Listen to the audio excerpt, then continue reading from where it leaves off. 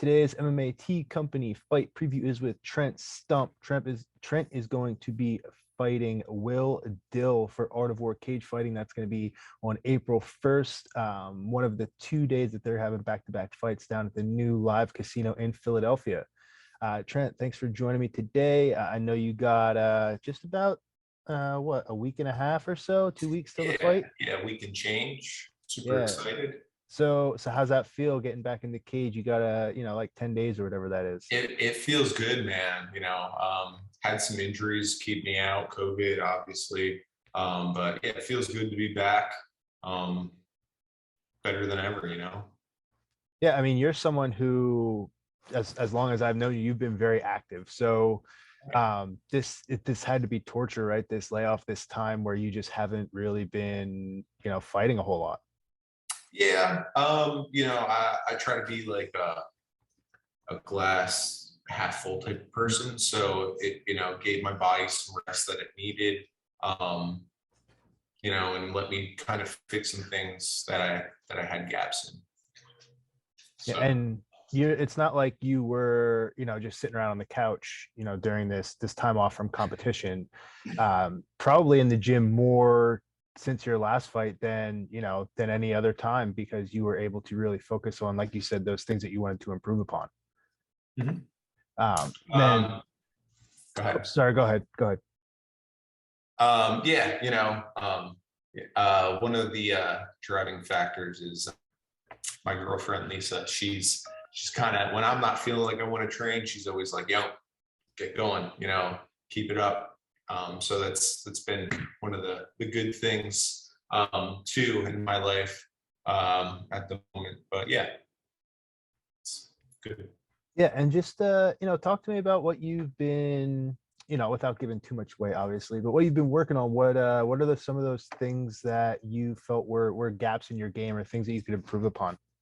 Well, the big thing is like when I did my first 2 professional fights, I didn't really have like a jiu-jitsu coach. Now I joined the team over at 10th Planet Bethlehem, and the guys over there are fantastic.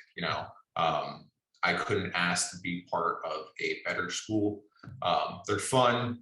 They're also, the talent pool there is like completely high. And then the other thing is just working with the main man, Brian Cafaro.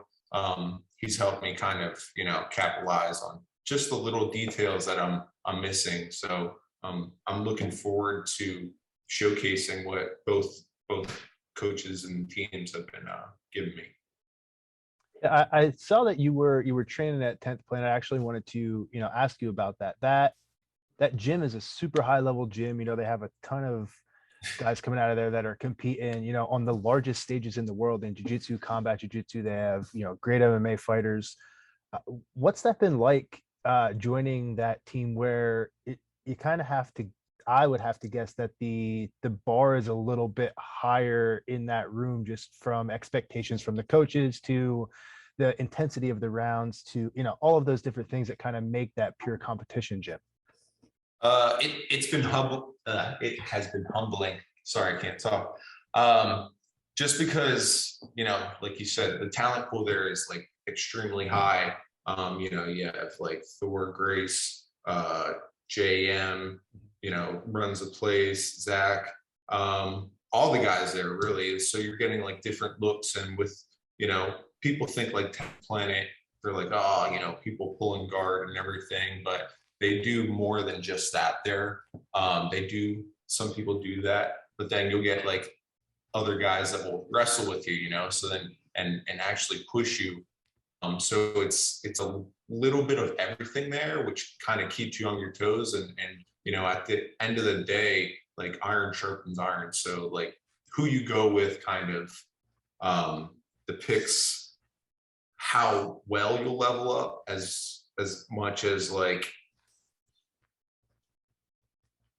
I don't know what else to add to that, but yeah, definitely with leveling up when it comes to training. The past places I was at these past years, it's like I've been teaching, so it's been like white, blue, purple belts. I haven't really been able to like get some good solid rolls in. And with these guys, they're actively competing in jiu-jitsu too. So it's nice to be training with top-notch people that keep you on your toes. Yeah, and it's also nice to just, I was going to mention this too. For a long time, you were just, kind of the head guy at wherever you were teaching classes. Yep. If you're teaching, most of the time, the people, 99% of them in the gym don't have as much experience as you, or, whatever that may be. So did that also help just with your kind of understanding of jiu-jitsu to be able to bounce things off of people in the room and not so much be the instructor, even if you might still be coaching, but just being able to say like, hey, this is the way I do things in this certain technique, but could you, check this out for me, or could you see the way I do this and analyze it for me, to be able to have those conversations? Yeah, absolutely. And like if you look at, so like I'm used to more of like Gracie style jiu-jitsu where it's more like oriented around the gi and everything, which is cool. I love that. Love gi. 10th Planet, was started by Eddie Bravo because he wanted to critique it more to like an MMA setting. And it's like, duh, why not? Why not train that? MMA jiu-jitsu, cool.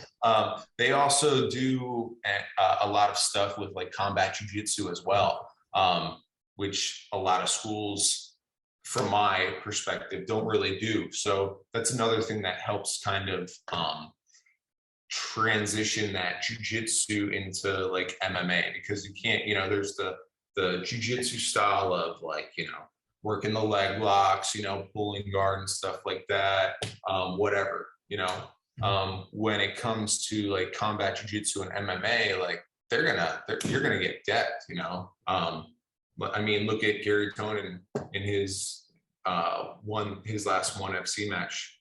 He's high level jiu-jitsu guy, top notch, but then went for that ankle lock and ended up paying for it, got knocked out.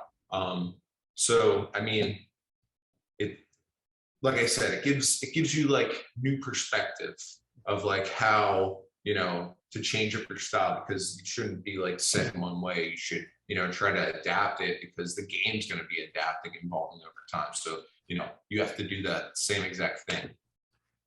Yeah, and it's the same with, with striking, with grappling, with wrestling. There's always that need and want to evolve as a fighter. And you mentioned earlier working with Ryan, and Ryan is, I think everybody knows this, and there's no real argument against it. He's one of the best striking coaches in the area, right? One of the best striking coaches in the country. That he works with people all across the world.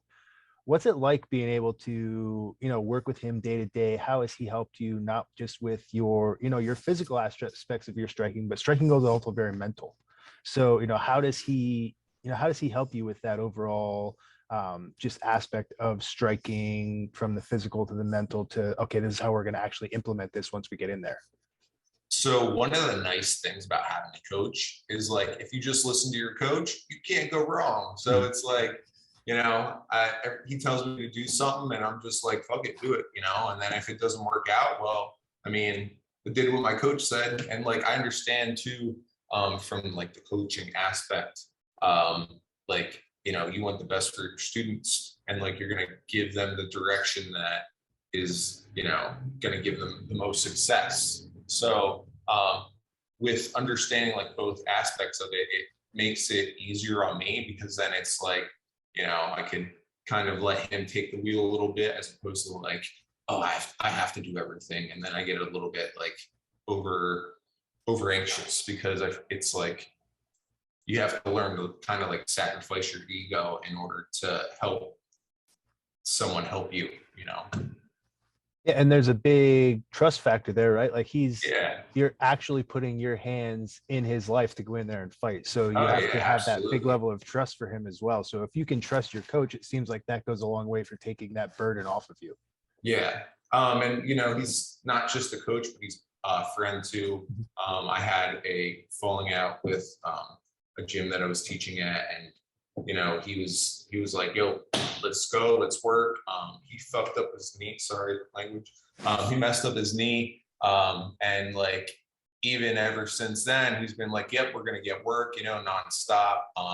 you know, so I mean, of course, I'm going to listen to him because he's my coach, but it pushes me even more that, you know, things are going on in his life and he's still on top of what I'm doing, you know, and pushing me not just as a coach, but also as a friend as well. And it's been a very big help.